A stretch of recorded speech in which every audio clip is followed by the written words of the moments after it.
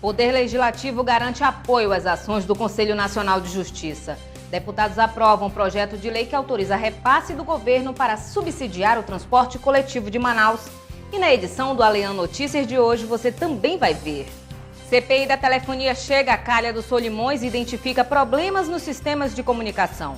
Idosos recebem homenagens no Poder Legislativo e cobram políticas públicas voltadas para a terceira idade.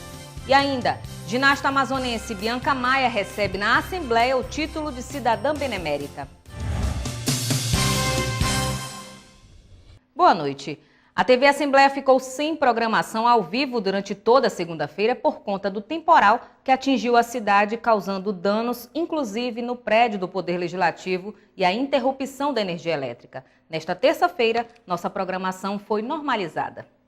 E vamos começar o Alean Notícias com o apoio da Assembleia nas ações do Conselho Nacional de Justiça. Aberto no último dia 17, o mutirão carcerário do CNJ já analisou aproximadamente 3.000 processos de presos provisórios no Estado. Na manhã desta terça-feira, a coordenadora do mutirão esteve no Poder Legislativo. O presidente da Casa, deputado Josué Neto, garantiu celeridade na votação de projetos voltados ao tema. O objetivo do mutirão carcerário do Conselho Nacional de Justiça é revisar os processos de presos provisórios e de pessoas já condenadas. Com isso, o levantamento é feito e a situação de cada um é analisada com mais profundidade. Segundo a coordenadora do mutirão no Amazonas, designada pelo CNJ, a juíza do Tribunal de Justiça do Maranhão, Samira Barros, a ação é uma forma de garantir o direito da população carcerária. O mutirão carcerário tem como alvo buscar melhorias nas varas criminais, verificar a situação, como os juízes estão trabalhando, a questão da estrutura, a análise correta, adequada dos processos, com mais celeridade e, juntamente com isso, a verificar até onde o Poder Judiciário, eu sei que nós sabemos que a superlotação inviabiliza a realização de qualquer tipo de projeto que possa melhorar as condições de vida daquelas pessoas encarceradas. Na manhã desta terça-feira, a juíza maranhense foi recebida pela presidente da Comissão da Mulher e das Famílias, deputada pelo PP Conceição Sampaio, e pelo presidente da Assembleia Legislativa, deputado Josué Neto. A coordenadora do mutirão pediu que a Alean dê celeridade aos projetos existentes na casa relacionados à temática. O que a gente quer é que a Assembleia Legislativa, durante esse período do mutirão, o nosso tempo é curto aqui, mas que, inclusive, ela ficou de fazer o levantamento daqueles que já estão tramitando aqui, que já passaram pelas comissões, para que possa dar maior regime de urgência na análise, para que possa, dentro do período do mutirão carcerário, que envolve a questão do sistema carcerário, a gente busca a questão das melhorias das pessoas, dos cidadãos encarcerados, e a gente sabe da importância da parceria do Poder Judiciário, do Poder Executivo e do Poder Legislativo nesse processo de mudança. Para a deputada Conceição Sampaio, que intermediou o encontro, a ressocialização do preso é um dos principais pontos a serem discutidos para que sejam apresentadas soluções. Não adianta só prender uma pessoa, é preciso garantir aquilo que a Constituição determina, aquilo que a Lei de Execução Penal determina, que é justamente manter a integridade física dessa pessoa que está presa e garantir a ela a sua ressocialização, porque ela paga com a sua liberdade o crime que cometeu, mas um dia ela vai voltar. E quando ela voltar, ela precisa realmente ter passado por todo um processo que tenha tornado essa pessoa melhor. O presidente da Alean, deputado pelo PSD Josué Neto, garantiu o apoio da casa. Nós temos alguns projetos na casa, nós estamos sempre debatendo esse assunto nas nossas comissões permanentes. E eu tenho certeza que a partir da vinda do CNJ aqui, como forma de sugestão, nós vamos ter agora uma responsabilidade maior em poder debater esse tema aqui. A deputada Conceição Sampaio, que está à frente, já tem feito algum trabalho e que a partir de agora nós teremos um carinho especial para remeter ao que cabe à Assembleia Legislativa as soluções remetidas ao Poder Executivo. Na primeira semana do mutirão, 269 presos provisórios que estavam detidos irregularmente receberam liberdade. Segundo o Sistema Integrado de Informações Penitenciárias do Ministério da Justiça, o índice de presos provisórios do Estado é de 54%, acima da média nacional, que é de 35,6%. E o acesso à justiça é um direito fundamental previsto na Constituição de 88. Mas garantir esse direito no interior do Amazonas é ainda um desafio. Em Amaturá, uma comarca foi inaugurada e deve diminuir a distância entre a sociedade e o poder público. A previsão é de que até o fim do ano também seja criada uma pasta em Tocantins. Os deputados Chico Preto e Bellarmino Lins destacaram a presença mais efetiva do Tribunal de Justiça nos municípios amazonenses. A comarca Danilo Gonçalves de Souza foi inaugurada no município de Amaturá, a 909 quilômetros de Manaus em linha reta.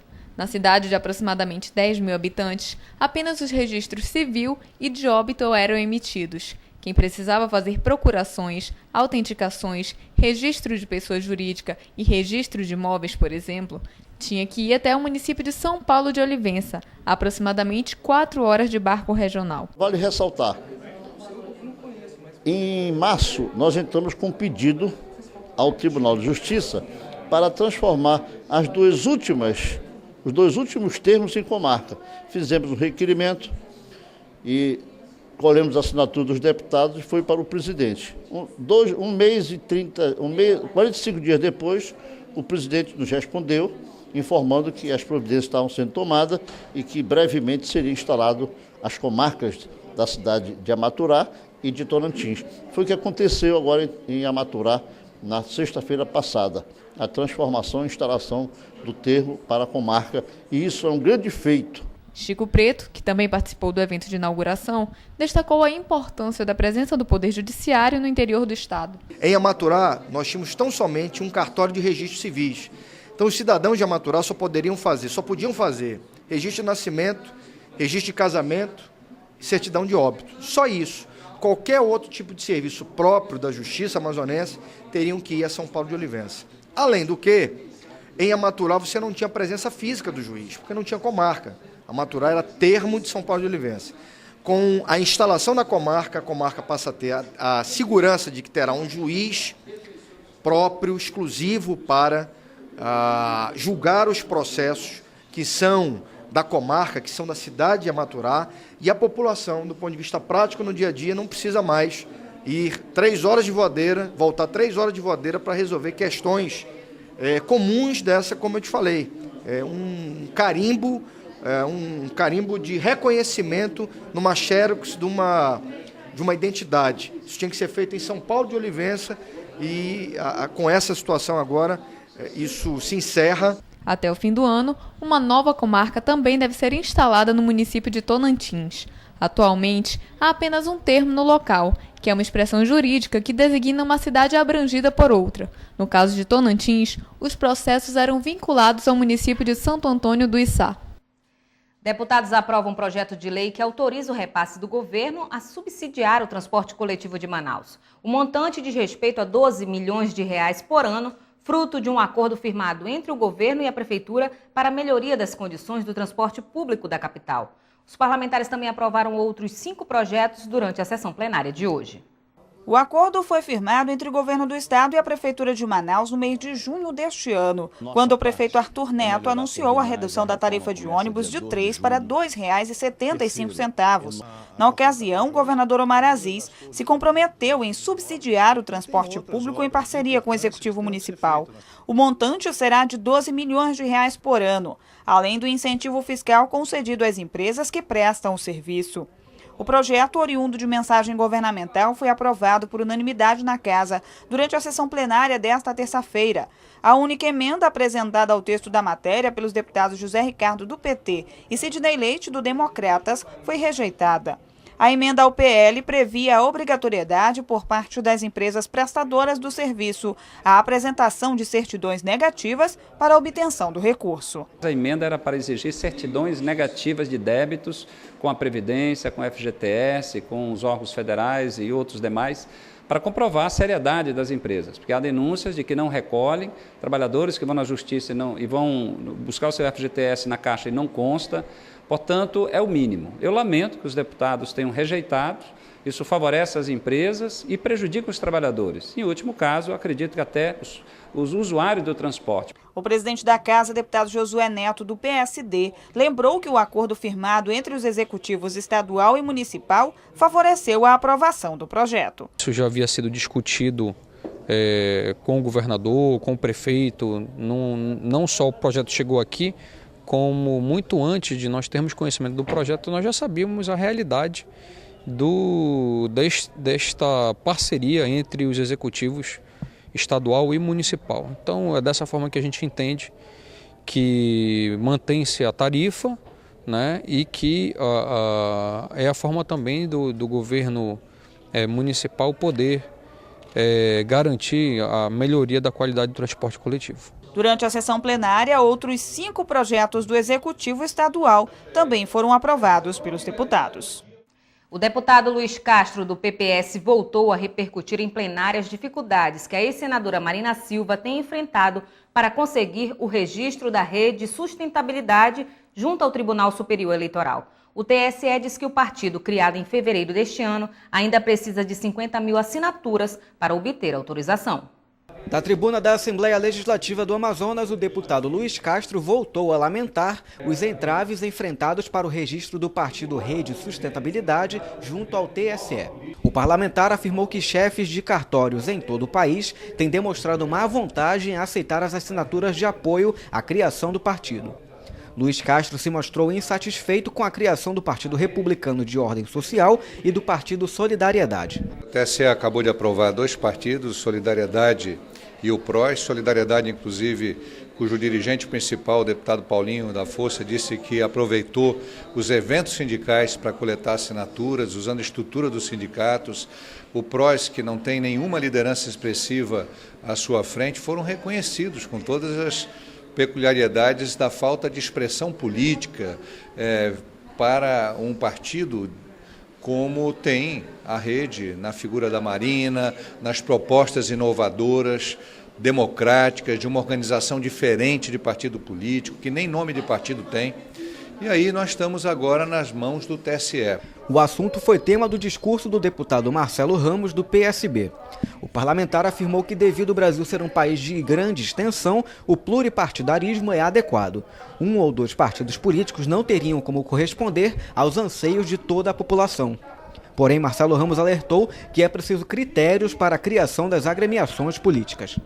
Estão avacalhando o pluripartidarismo, criando uma série de partidos de aluguéis, criados às vésperas de eleição apenas para serem vendidos para políticos oportunistas e infiéis. Claramente há uma intervenção por parte, principalmente do Partido dos Trabalhadores, que visa inviabilizar a participação da senadora Marina Silva no processo eleitoral de 2014.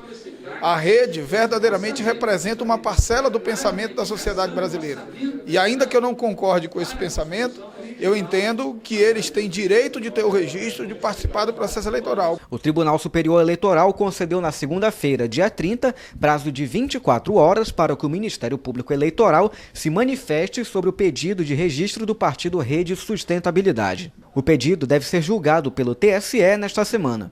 Para participar das eleições do ano que vem, o partido tem que ser registrado até o dia 5 de outubro, um ano antes do primeiro turno. A participação das mulheres ainda é tímida no cenário político brasileiro. Uma campanha encabeçada pela senadora Vanessa Graziotin quer estimular a filiação desse público nas próximas eleições. De acordo com o último censo do Instituto Brasileiro de Geografia e Estatística, o IBGE, 51,5% da população brasileira são mulheres, o que representa mais de 97 milhões de brasileiras.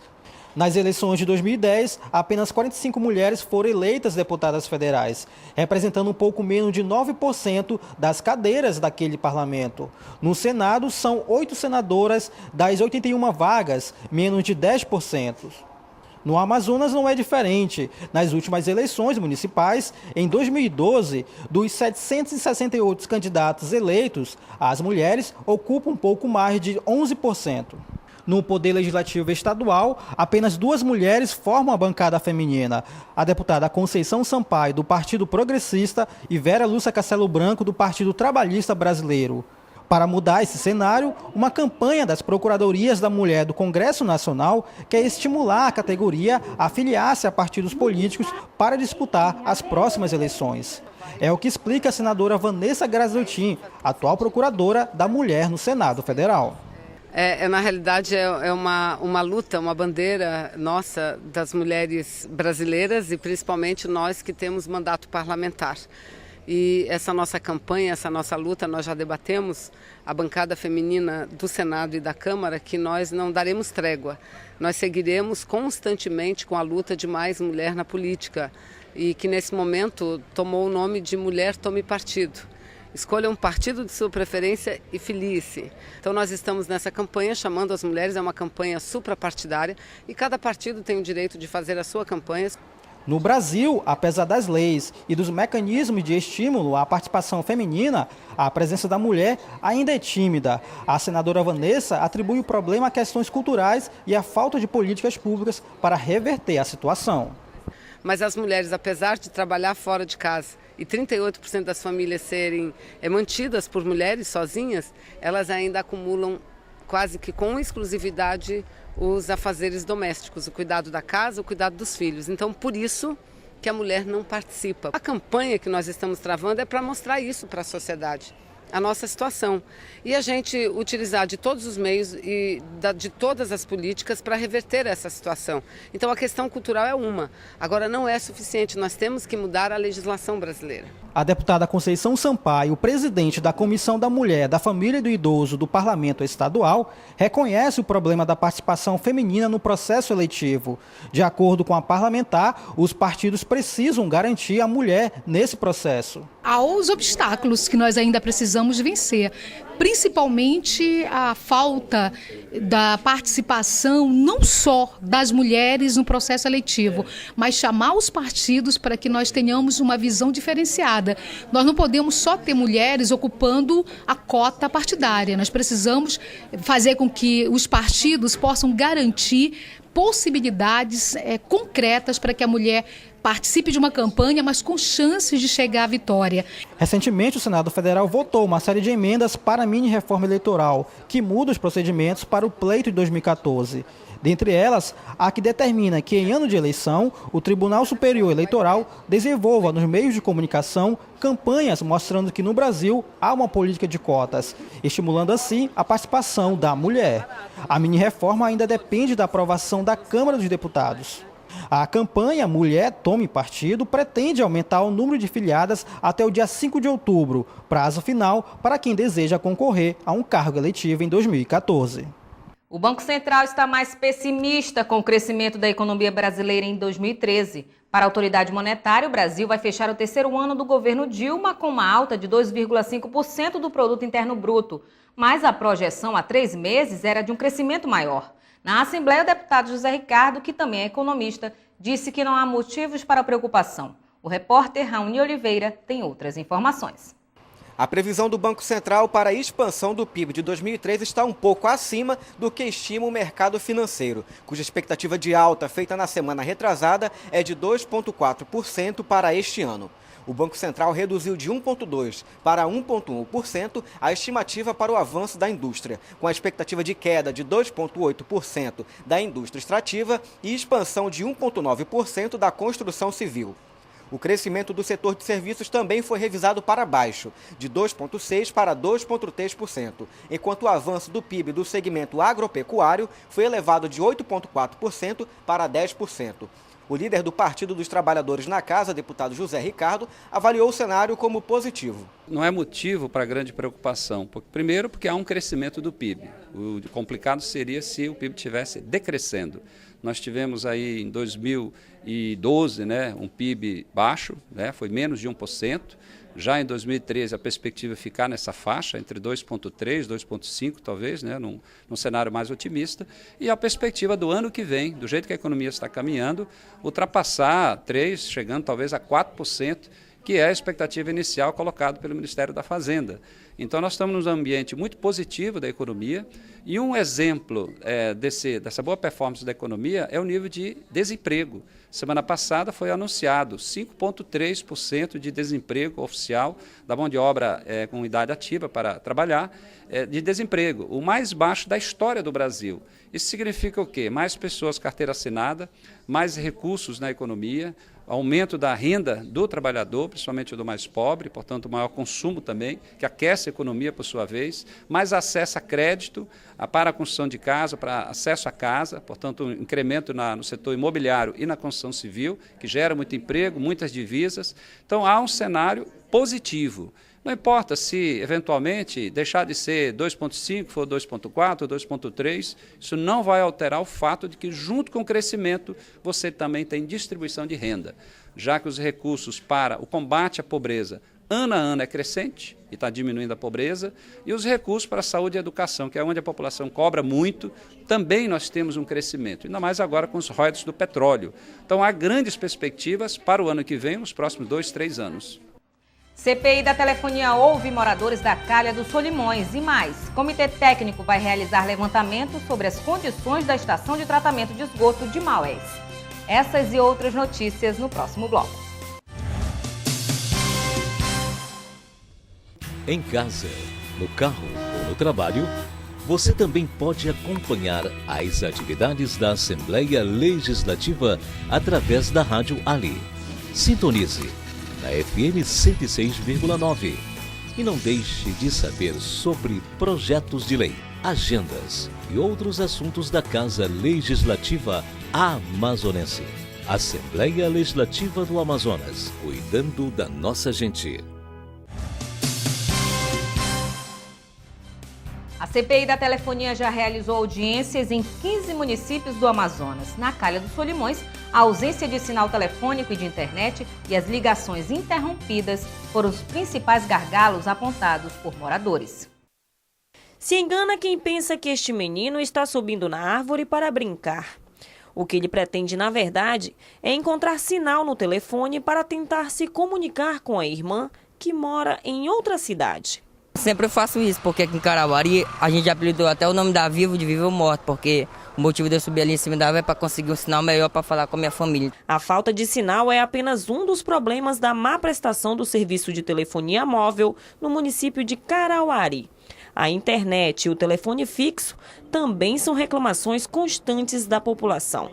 Mas a precariedade no sistema de comunicação não é uma particularidade da cidade. Há muita queda de comunicação. Quando prepara um tempozinho de chuva, já cai também. Às vezes é uma calamidade para a gente se comunicar. Faz umas 10 ligações para conseguir uma, quando consegue. Às vezes a gente chama e cai, às vezes atende, fica só barulho, não dá para entender nada, a gente não consegue, bota crédito, às vezes não dá para falar poucos minutos. Você, para você fazer uma ligação, você tem que estar desligando, ligando o celular de novo. Quando faz a ligação não completa, né? A gente fica na mão. Sempre é assim. Em todos os municípios, as mesmas reclamações.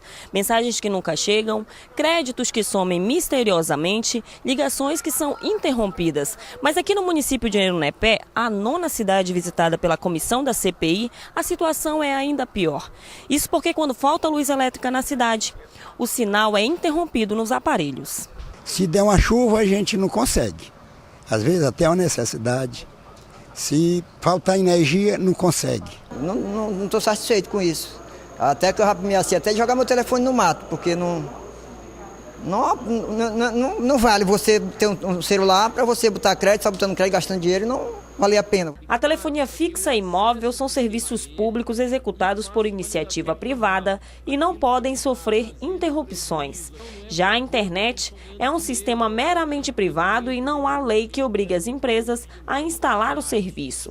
Pensando nessas questões, é que a Comissão Parlamentar de Inquérito, presidida pelo deputado Marcos Rota, visitou 5 municípios da Calha dos Solimões para coletar informações sobre os serviços prestados pelas operadoras e criar propostas para que hajam mudanças na atual legislação. O procedimento administrativo e burocrático de uma cidade, ele é prejudicado pela ausência de uma telefonia confiável e de uma internet extremamente incapaz de prover o município. Então nós estamos nos debruçando, coletando esses dados, essas informações. Vamos seguir mais 10 ou 12 municípios para que ao fim a gente possa então ter todos os elementos que vão nortear o relatório final da CPI. Por mais que o problema atinja a maior parte do Amazonas, não será possível visitar todas as localidades por conta da logística, o que levou representantes das câmaras que não fazem parte do cronograma a participar das audiências. Foi o caso dos vereadores de Uarini, Itamaraty e Benjamin Constant. A comissão também contou com o apoio do Centro de Cooperação Técnica do Interior, SECOT. Nós que temos um braço do SECOT, que é a parte jurídica, vamos nos debruçar sobre isso para oferecer uma proposta de legislação municipal referente às antenas de celular, as antenas móveis, e como que o município pode legislar em relação a isso. Vamos precisar do apoio técnico, do assessor técnico que acompanha a comissão parlamentar de inquérito, que é um técnico extremamente competente, junto com uma empresa que foi contratada. É um grupo de pessoas que vai nos auxiliar também para que nós possamos oferecer o que há de melhor em termos de legislação municipal às câmaras municipais. Depois de 3 dias de debates, os relatores da CPI da telefonia móvel, deputado Adjunto Afonso, e internet, deputado Marcelo Ramos, fizeram uma avaliação dos debates. Nós estamos finalizando esta etapa aqui em Tabatinga hoje, onde percorremos 5 municípios. E não foi diferente em nenhum município, as reclamações são as mesmas. Serviço mal prestado, onde deveria ter telefone público não tem, ou se tem não funciona, cobranças indevidas por parte de tarifas, créditos e que as operadoras vendem dizendo que é um determinado valor e não é. Você viu aqui em Tabatinga, por exemplo, não se vende crédito de 5 ou de 10 reais.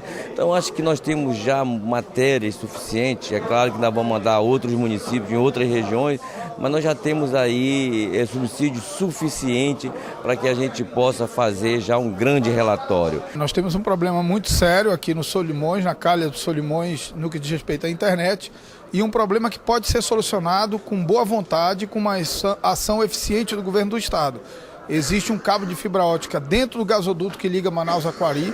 Basta que a Prodan, que o governo do estado, através da Prodan, tome as medidas necessárias para ligar esse cabo e, a partir de Quari, jogar esse sinal via rádio digital para os outros municípios. Portanto, diferente de outras localidades onde falta infraestrutura, aqui existe infraestrutura. O que falta é capacidade administrativa para efetivamente ligar o cabo de fibra ótica e oferecer o serviço de qualidade para esses outros municípios. Já o deputado Marcos Rota, presidente da comissão, destacou a satisfação na realização de mais uma etapa dos trabalhos. Os relatos são muito parecidos, né? Claro, com alguns históricos um pouco mais agravantes, como o município de Erinepé, que tem 200 comunidades onde não atinge a população de 100 habitantes e não tem telefone. Então, nós precisamos também compreender as particularidades e as peculiaridades do estado do Amazonas, que tem que ser tratado de forma diferenciada, né? Nós temos os nossos técnicos aqui que estão acompanhando essa CPI e vamos estudar alternativas de sugestões para as operadoras para que supram a carência, principalmente dessas comunidades ribeirinhas e dessas comunidades rurais. Ainda este ano, a CPI pretende realizar uma audiência no Congresso para que sejam discutidas propostas que criem um novo marco regulatório na área de comunicação, para que situações como esta fiquem no passado. Estou te ouvindo melhor agora. O presidente da Assembleia, deputado Josué Neto, acompanhou a entrega de obras do Executivo em municípios da região metropolitana de Manaus. Em Novo Airão foram entregues 3 escolas que passaram por reformas e ampliação. Mais de 1.300 alunos serão beneficiados com as unidades de tempo integral. 37 quilômetros de malha viária do município foram recuperadas, totalizando 13 milhões de reais em investimento. O governador do estado, Omar Aziz, anunciou novas frentes de obras para Novo Airão. Tem a orla que nós vamos fazer também, que já está na licitação. É uma orla que vai ficar muito bonita aqui para o município de Novo Airão. Novo Airão tem um potencial turístico muito grande. E a estrada que nós estamos fazendo, que liga Capiranga a Novo Airão. Isso vai ser muito bom para os 2 municípios. Essa estrada terá outra? Não, mas são 2 estradas, né, que você tem que liga, porque são estradas onde tem uma produção muito grande. Então a gente tem que beneficiar essas pessoas, porque o escoamento dessa produção pode ser mais rápido. Em Manacapuru, a comitiva lançou a pedra fundamental de um centro de educação de tempo integral que vai atender mais de 1.000 alunos. Mais de 350 milhões de reais serão alocados para a região, com a construção de hospitais, recuperação de vicinais e escolas, e ainda a duplicação da rodovia Manoel Urbano. O presidente da Assembleia Legislativa destacou os investimentos anunciados. São diversas obras que estão sendo realizadas, investimentos que estão sendo realizados principalmente para melhorar a vida das pessoas que nesses municípios moram. Só em Manacapuru são cerca de 350 milhões na área de educação, na área de saúde e na área de produção. Então nós estamos acompanhando toda a equipe do governo do estado nesse momento aqui para dizer que nós temos certeza, né, como base aliada do governo na Assembleia Legislativa, de que os investimentos estão sendo feitos dentro de uma programação. A visita a Novairão e Manacapuru faz parte de um calendário programado pelo presidente da Casa para acompanhar e fiscalizar as principais obras e eventos realizados pelo poder público no interior do estado. Um comitê técnico será criado para realizar um levantamento sobre as condições da estação de tratamento de esgoto de Maués. Este foi o resultado de uma audiência pública realizada no município com a participação da Comissão de Meio Ambiente da Casa, presidida pelo deputado Luiz Castro. Os membros da Comissão do Meio Ambiente da Assembleia Legislativa do Amazonas estiveram no município de Maués, localizado a 276 quilômetros da capital, em linha reta, para participar de uma audiência pública que discutiu a destinação dos resíduos sólidos produzidos na cidade. Durante a visita, uma equipe composta pela comitiva da ALEAN e órgãos ambientais realizaram visitas técnicas no lixão da cidade para analisar a situação do local. De acordo com os parlamentares, a cidade sofre com a precária condição de tratamento de esgoto. O deputado Luiz Castro, que presidiu a reunião, destacou que é necessário criar políticas públicas para acabar com os lixões da cidade no interior do Amazonas. Maués tem dois grandes problemas socioambientais. Um do esgotamento sanitário de resíduos líquidos, que é uma grande rede de esgoto, tratamento e coleta que não está funcionando, que nunca funcionou, um investimento muito grande. Por outro lado, a questão do aterro. Nós estamos no ano da Conferência Nacional de Meio Ambiente, cujo principal tema é a organização dos sistemas de coleta de resíduos sólidos em todos os municípios brasileiros para acabar com os lixões. Mas acabar com os lixões, incluindo os catadores, dando oportunidade para aqueles que são ou eram catadores de lixo se tornarem catadores de materiais recicláveis. O parlamentar ressaltou ainda a questão do trabalho infantil e a deficiência no suporte de proteção aos catadores que trabalham nos aterros. É um desafio com muitas frentes. Educação ambiental com estímulo para que os comerciantes, as pessoas físicas coloquem separadamente o resíduo seco, para que a gente tenha essa possibilidade de já iniciar o trabalho com os catadores fora do lixão e proibir totalmente a presença de crianças nesse trabalho. Segundo, que a Prefeitura consiga, com a ajuda do Governo do Estado e do Governo Federal, estruturar o aterro sanitário e todo o sistema de coleta de resíduos, seja aquele resíduo para o descarte, seja principalmente o resíduo para a reciclagem. A estação de tratamento de esgoto de Maués custou cerca de 7 milhões de reais aos cofres públicos. Apesar do investimento, o prefeito da cidade, Carlos Góes, disse que o município ainda sofre com o problema. Hoje o foco da audiência pública era a gente achar os caminhos para resolver o problema do resíduo sólido, do lixão e, sobretudo, do esgotamento sanitário, que é um problema para nós. Por que eu digo um problema? Porque foi feito, houve recurso federal, recurso público, né? Então, portanto, a gente precisa reaver isso aí e achar uma solução para esse esgotamento sanitário. A presidente da Associação dos Catadores de Maués afirmou que a instituição precisa de apoio logístico para desenvolver o trabalho. Eu vendo assim, os garis na rua, não dá conta da nossa cidade, porque eu vejo que o povo da nossa cidade, ele não tem aquela consciência que a nossa cidade merece ter. Então, por isso, você não sabe nem o sofrimento que para mim conseguir essa associação, porque eu acho que vai ser muito melhor para o município. Agora nós vamos ter apoio das autoridades, né, dos vereadores, do prefeito e da população. Na audiência, a Comissão do Meio Ambiente propôs a criação de um comitê técnico para fazer um levantamento dos resíduos sólidos da cidade. Diante do impasse envolvendo a implementação do programa Mais Médicos no Amazonas, o deputado José Ricardo propôs uma audiência pública para que o assunto entre em pauta no Poder Legislativo. Na Assembleia Legislativa, a problemática da implementação do programa Mais Médico no Amazonas voltou a ser discutida. O deputado José Ricardo, líder do Partido dos Trabalhadores, propôs uma audiência pública para que fique claro sobre o que se quer do programa para o Estado. Segundo o parlamentar, desde quando o programa surgiu, os principais órgãos envolvidos não chegaram a um acordo quanto à finalidade do programa criado pelo governo federal. Tem uma medida provisória do Mais Médico que simplifica esse processo de registro. Na verdade, é um registro provisório que o CRM teria que fazer para que esses médicos estrangeiros possam atuar em determinados lugares, pré-determinados, em determinadas áreas. E está havendo, pelo visto, dificuldades nesse processo todo. A gente vê o CRM se negando ou exigindo determinados documentos. Você vê o outro lado, secretarias de Estado falando de que estaria tudo ok, o próprio ministro dizendo que aquilo que é exigido está sendo atendido. E, por outro lado, você não vê os médicos já trabalhando, a Secretaria de Estado de Saúde já fazendo treinamento, mas os médicos não podendo trabalhar. Então nós precisamos checar tudo isso, o que está acontecendo. O problema surgiu desde quando o governo federal criou uma medida provisória para que os médicos estrangeiros atuassem no Brasil sem passar pelo Revalida, uma forma de aprovação dos diplomas estrangeiros pelo Ministério da Saúde.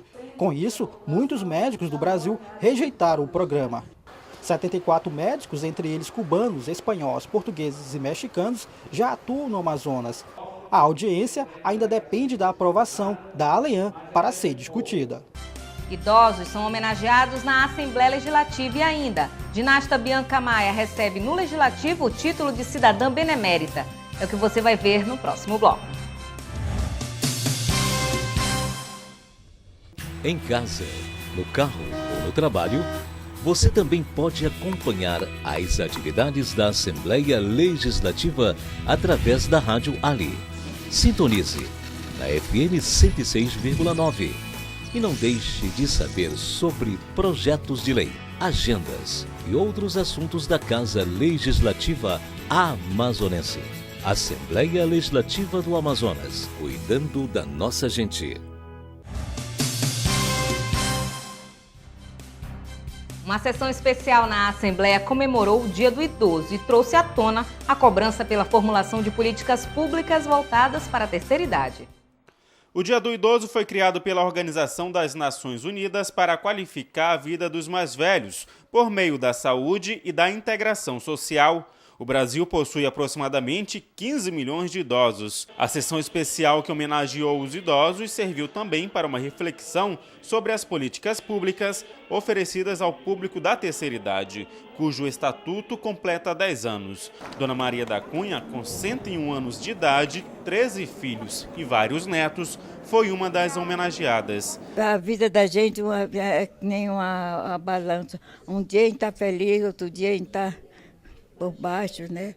Mas graças a Deus estou bem de vida, com saúde, tranquila, na minha casa, com a minha família. Minha família, graças a Deus, olha por mim e eu também tenho muito cuidado com a minha família. Graças a Deus, me sinto muito feliz. A secretária de Governo, Rebeca Garcia, destacou as ações do Executivo para a terceira idade. Nossa Secretaria de Ação Social tem todo um trabalho desenvolvido para o idoso que acontece dentro dos centros dedicados para o idoso, né, em várias partes da cidade. E lá você orienta, você tem atendimento de saúde, você tem acompanhamento social, psicológico, um atendimento na parte de esporte também. A qualidade de vida é importante para essas pessoas, para que elas desenvolvam e vivam mais, mas com essa qualidade que nós almejamos. A autoria da homenagem foi dos deputados Conceição Sampaio e José Ricardo. A lei é muito clara, que todos têm responsabilidade, desde a família até o poder público, e a população idosa está crescendo no Brasil. Então tem que haver também políticas para atender, cuidados adequados, já que hoje você tem um problema nas famílias, que a gente não sabe como cuidar das pessoas idosas, idosos doentes, idosos com problemas de locomoção. Então tem que ter realmente uma preocupação crescente para atender esse crescimento da população idosa. A presidente da Comissão da Mulher da Família do Idoso, deputada pelo PP Conceição Sampaio, destacou o trabalho feito por instituições voltadas para a terceira idade. Para nós, enquanto representantes do povo que estamos, para nós é uma satisfação homenagear a todas as instituições que trabalham em defesa da pessoa idosa, da dignidade humana da pessoa idosa, mas principalmente também lembrar que o nosso país precisa envelhecer, mas trazendo qualidade de vida e principalmente o respeito à dignidade humana. Então, eu acho que a Assembleia presta, no dia de hoje, esse reconhecimento a todos e todas que estão engajados e engajadas na transformação do nosso país. A homenagem foi no plenário Rui Araújo. E ainda em alusão ao Dia do Idoso, o deputado estadual Arthur Bisneto defendeu projetos que visam o cumprimento dos direitos das pessoas da terceira idade. Um deles é o que propõe o monitoramento de asilos. O último censo demográfico realizado pelo IBGE em 2010 mostrou que o estado do Amazonas tinha uma parcela significativa de idosos. Um total que já ultrapassa 210 mil pessoas nessa faixa etária, o equivalente a 6% da população amazonense. Estes números demonstram o quanto é necessário oferecer qualidade de vida a esse público. Por isso, aqui na Assembleia Legislativa, o deputado Arthur Bisneto apresentou 2 projetos de lei que já estão em tramitação, que visam garantir esse direito aos idosos. O primeiro projeto está relacionado à divulgação do artigo 23 da Lei Federal 10.741, mais conhecido como Estatuto do Idoso. O parlamentar apresentou um projeto de lei que obriga estabelecimentos culturais, esportivos e de lazer, públicos e privados, a exporem que os idosos têm direito de pagar meia entrada nos eventos. Além disso, o projeto destaca que deve haver o acesso preferencial deles a estes espaços. Outra proposta de Bisneto refere-se ao monitoramento de abrigos e demais espaços que ofereçam amparo, proteção, hospedagem ou internação a idosos. De acordo com o projeto, o acompanhamento desses locais deverá ser feito 24 horas por dia. E como envelhecer de forma saudável? Uma palestra promovida pela Diretoria de Saúde e a Escola do Legislativo tratou do tema com servidores da casa. A conscientização da população para o papel do idoso na sociedade tem sido fundamental para elevar a expectativa de vida das pessoas. Há cerca de 50 anos, a pessoa era considerada idosa ao atingir os 55 anos. Hoje, a situação é diferente. A expectativa de vida ativa subiu para 75 anos e a tendência é elevar ainda mais. O diretor de saúde da Assembleia, Dr. Arnoldo Andrade, chama a atenção para essa nova realidade. Quem nasce hoje tem a obrigação de viver 100 anos. Não é? Então as pessoas, para chegar a 100 anos, andando, correndo, frequentando o restaurante, passeando, é preciso cuidar do corpo agora. É preciso que eles entendam que essa relação corpo e tempo é matemático isso. Se você não conduz de forma correta, essa conta vai ser apresentada lá no envelhecido. E essa conta pode tirar a tua autonomia e pode tirar a tua independência. Queremos chamar a atenção para isso. A professora Márcia Santoro destacou 3 pilares que ela considera ser a base de um envelhecimento saudável. A boa nutrição, você comer com moderação, alimentos funcionais, que são aqueles alimentos que têm função de nos nutrir, não simplesmente comer, né, mas pensar numa nutrição. A atividade física, que é muito importante para o nosso corpo, para evitar o sedentarismo e uma série de outras doenças que podem vir com esse sedentarismo.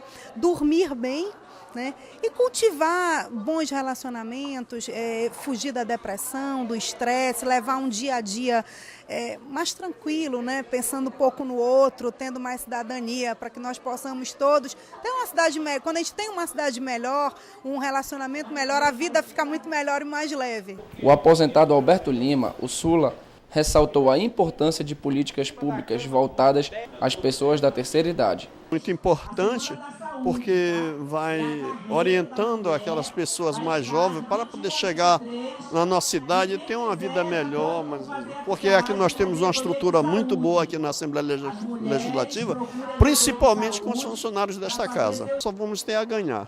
Inclusive, nas próximas eleições vem mais deputados novos, e que cheguem também a ver nessa situação, para que na hora de lançar projetos, né, chegar e votarem com a melhor vida para as pessoas de idade. No século XXI, o panorama da situação dos idosos mudou. Hoje, eles querem e podem ter cada vez mais autonomia e independência em suas decisões. E para isso, e iniciativas para aumentar a qualidade de vida das pessoas da terceira idade se tornam fundamentais. A atleta Bianca Maia, integrante da Seleção Brasileira de Ginástica Rítmica, recebeu na Assembleia o título de cidadã benemérita, uma forma de reconhecer o trabalho realizado pela atleta que ajuda a divulgar o nome do Amazonas no exterior e a atrair investimentos para o esporte local. Por ser subsede da Copa do Mundo de Futebol de 2014, Manaus tem respirado futebol ao longo dos últimos anos. Porém, o estado é celeiro de grandes atletas em outras modalidades, como jiu-jitsu e também a ginástica rítmica. A jovem ginasta Bianca Maia, de apenas 20 anos, já é considerada atleta de ponta do esporte em nível nacional. E como integrante da Seleção Olímpica Brasileira, Bianca vai ajudar o time na busca por medalhas no Rio de Janeiro em 2016. Como forma de reconhecer o sucesso conquistado por Bianca Maia em tão pouco tempo, o deputado Fausto Souza, presidente da Comissão de Esporte da Assembleia, sugeriu a outorga do título de cidadã benemérita à atleta. Em sessão especial, o parlamentar afirmou que a ginasta é exemplo de perseverança e do potencial do desporto no estado do Amazonas. Nós sabemos da dificuldade que os nossos jovens atletas encontram em até muitas vezes se deslocar para fora aqui do nosso estado para participar de competições. Então eu, como presidente da comissão, tenho sempre lutado por isso e eu espero que outros atletas tomem a Bianca como exemplo de uma pessoa humilde, mas que chegou até ao maior pódio, que é a medalha de ouro olímpica. O fruto desse sucesso tem raiz desde o berço. É que a mãe de Bianca Maia também foi ginasta, atuando entre os anos de 1979 a 1985. Na época, a prática da ginástica rítmica dentro do estado e o incentivo do poder público eram bastante diferentes. Em pouco mais de 30 anos, muita coisa mudou. As condições que nós tínhamos, o próprio esporte evoluiu muito, né? A ginástica era uma coisa muito subjetiva, foi se transformando, né, num esporte mais objetivo, com um julgamento mais eficiente. Então a Bianca já pegou uma fase onde houve uma mudança radical. Como eu escolhi também trabalhar na área de técnica, né, como técnica, eu tive que ir me aprofundando nisso e me atualizando. Então, hoje a ginástica evoluiu muito, é um esporte que continua sendo praticado só por mulheres, a ginástica rítmica, no caso, não é artística, mas é um esporte que tem um julgamento muito mais objetivo e ela também evoluiu tanto e se tornou um esporte talvez até hoje mais bonito do que era na minha época. Apesar das dificuldades, Sâmia Maia nunca quis se afastar do esporte, tanto que levou a filha com apenas 5 anos de idade a iniciar o treinamento na ginástica rítmica. A minha família sempre me apoiou muito, porque meus pais estão envolvidos no esporte, são profissionais de educação física, então eles sempre me incentivaram muito, me motivaram, eles trabalharam muito para me manter no esporte, então a minha família me apoia muito. O esforço em manter acesa a chama da ginástica dentro do estado é reconhecido pelo atleta. Em dezembro, Bianca Maia vai disputar o torneio sul-americano no Chile. Em 2015, são 2 mundiais, 3 Copas e o PAN de Toronto. Tudo para que em 2016 a medalha de ouro fique no Brasil e que, em especial, venha para o Amazonas. E conheça agora a trajetória da ginasta Bianca Maia, do início da carreira aos planos futuros. A ginástica rítmica brasileira voltou a brilhar no cenário internacional. No mês de agosto, a equipe comandada pela treinadora Camila Ferezin conquistou a inédita medalha de bronze na Copa Mundial realizada na Rússia. O time brasileiro é composto por 6 atletas. A amazonense Bianca Maia Mendonça é uma delas.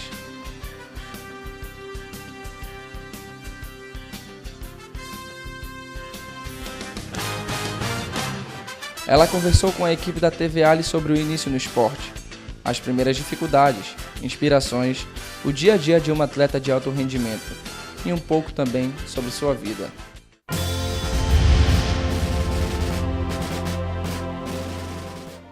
Para mim é um reconhecimento muito importante, que eu estou no meio da ginástica há tanto tempo, eu treino há 15 anos, então eu fico muito feliz em saber desse reconhecimento do Estado quanto ao meu trabalho.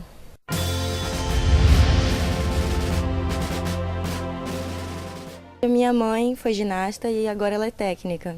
Meu pai também está metido no meio da educação física, então eu sempre convivi no meio de atletas, os meus 2 irmãos mais velhos também faziam esporte. E quando eu fiz 5 anos de idade, minha mãe me levou para o ginásio. E foi quando eu comecei a brincar de ginástica, né? Treinamento mesmo, eu comecei com 9 anos de idade.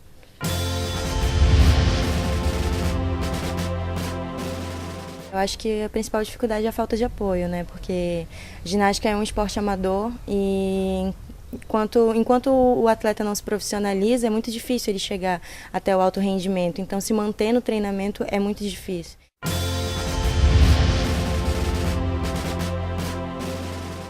As melhores do mundo são as russas, né? Então, para mim, o esporte, eu me espelho muito nas russas, nas campeãs mundiais.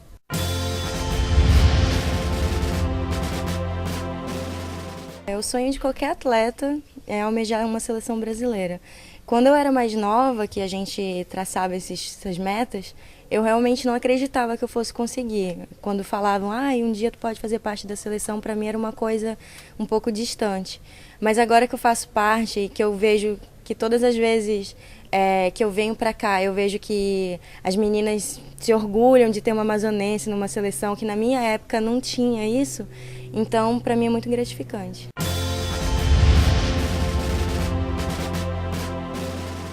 Hoje o Brasil consegue ter um número de ginastas só para o conjunto e uma seleção só do individual. Então eu faço parte do conjunto, que treina em Aracaju, onde fica todo o centro de treinamento nacional. A gente mora, treina, estuda lá.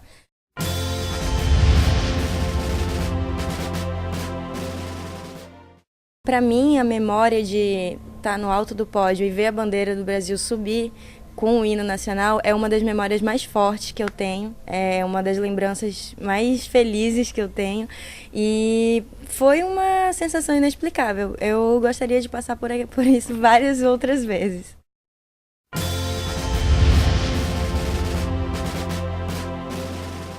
Normalmente, quando a gente está em período de treino normal, a gente treina de 7 a 8 horas por dia.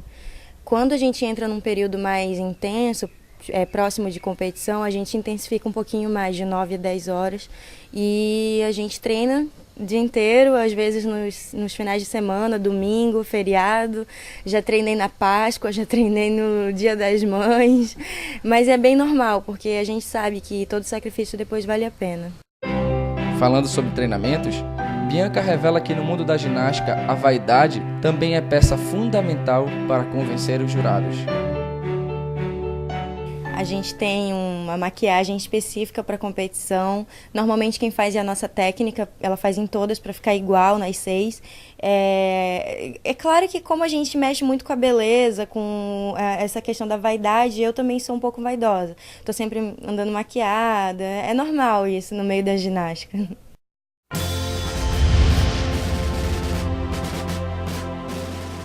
Em 2011, com as 3 medalhas de ouro do PAN, fiquei muito feliz. Mas esse ano a gente conseguiu o bronze na Copa do Mundo. Querendo ou não, tem os países europeus na Copa do Mundo.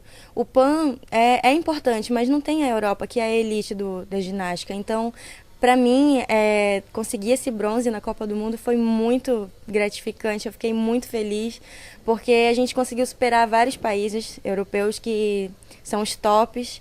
Então, eu acho que esse é o recado que a gente está deixando aos poucos, que o Brasil está voltando para a briga e que em 2016 vai estar muito bem.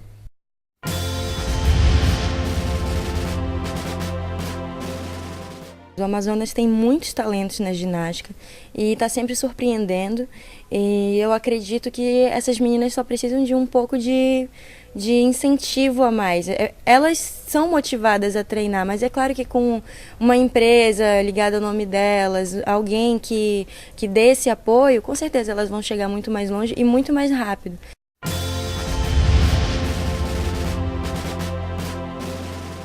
Eu estou fazendo junto do treinamento em Aracaju a Faculdade de Educação Física, então eu pretendo continuar esse trabalho aqui em Manaus. Eu quero ter meu clube, fazer minhas ginastas e quem sabe um dia dirigir a seleção brasileira também.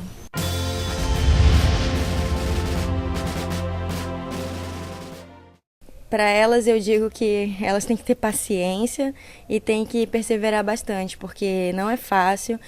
Logo no início a gente vai achar que não vale a pena, é muito sacrificante, mas vale a pena. E se elas realmente almejam um nível superior, uma seleção brasileira, então elas têm que treinar bastante mesmo.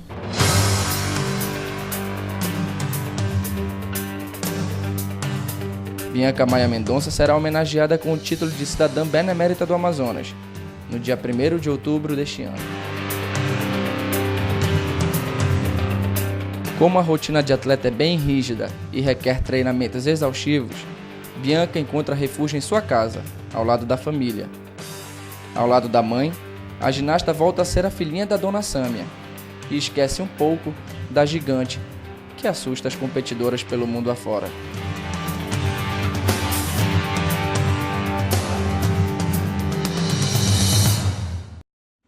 E confira agora a nossa agenda parlamentar. Dia 2 de outubro, presidente da Assembleia Legislativa, deputado Josué Neto, realiza audiência pública com o objetivo de discutir sobre a alteração normativa no âmbito do ICMS, às 11 horas da manhã, no plenário Rui Araújo. Dia 3, sessão especial homenageia a fundação da cidade de Itacoatiara. A autoria é do deputado Cabo Maciel, às 2 horas da tarde, no plenário Rui Araújo. Dia 4. CPI da telefonia presidida pelo deputado Marcos Rota realiza audiências públicas nos municípios de Boca do Acre, Lábrea, Humaitá e Manicoré. E você vai ver agora o que foi destaque no Alean Notícias de hoje. A Assembleia garante apoio às ações do Conselho Nacional de Justiça. Deputados autorizam repasse do governo para subsidiar o transporte coletivo de Manaus. E ainda, ginasta do Amazonas Bianca Maia recebe na Alean o título de cidadã benemérita. Nós ficamos por aqui. Para sugestões de reportagem, tvalean@alean.gov.br. E para terminar o Alean Notícias de hoje, fique com imagens do prédio da Assembleia Legislativa, que pelo 4º ano ganha iluminação especial e adere à campanha Outubro Rosa. A cor é símbolo da luta contra o câncer de colo de útero e de mama, os que mais atingem as mulheres amazonenses. Uma ótima noite para você e até amanhã.